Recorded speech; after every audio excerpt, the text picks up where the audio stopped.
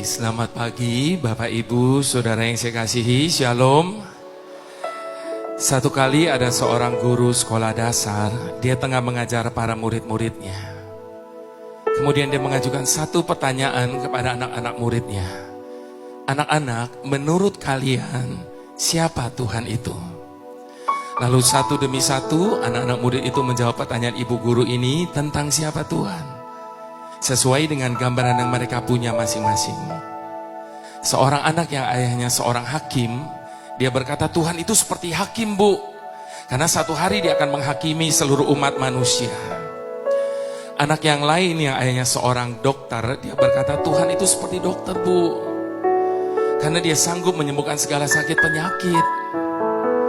Anak yang lain yang hanya seorang konglomerat, dia berkata Tuhan itu seperti konglomerat, Bu, karena dia sanggup memberikan apa saja kepada setiap orang yang meminta kepadanya. Demikian satu demi satu anak-anak murid itu menjawab pertanyaan ibu guru ini tentang siapa Tuhan, sesuai dengan gambaran yang mereka punya tentang ayah mereka masing-masing.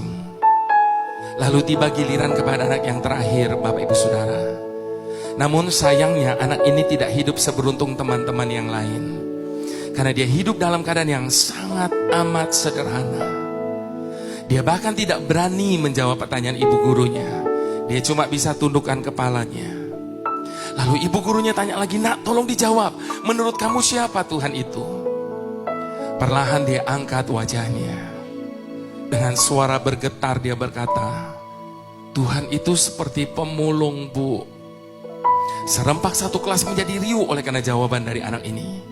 Lalu ibu guru itu tanya lagi, kenapa kamu samakan Tuhan dengan pemulung, nak? Sambil menitikan air mata anak itu berkata, pemulung memungut sesuatu yang tidak berguna, membersihkannya, dan menjadikannya sesuatu yang berguna. Satu kelas yang tadinya riuh mendadak menjadi hening. Lalu sambil menangis anak itu berkata, demikian dengan hidup saya, Bu. Ketika ayah saya menemukan saya di pinggir jalan, dia membawa saya pulang ke rumahnya. Dia mengasuh saya, dia mendidik saya, sampai saya bisa sekolah di tempat ini. Saya tidak tahu bagaimana hidup saya hari ini, kalau waktu itu ayah saya tidak memungut saya dari jalanan.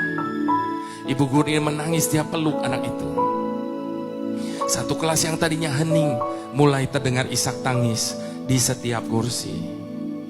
Bapak Ibu Saudara, sebagaimana halnya anak ini, demikian juga dengan hidup saya. Saya tidak tahu bagaimana hidup saya hari ini kalau Tuhan tidak memungut saya. Oleh karena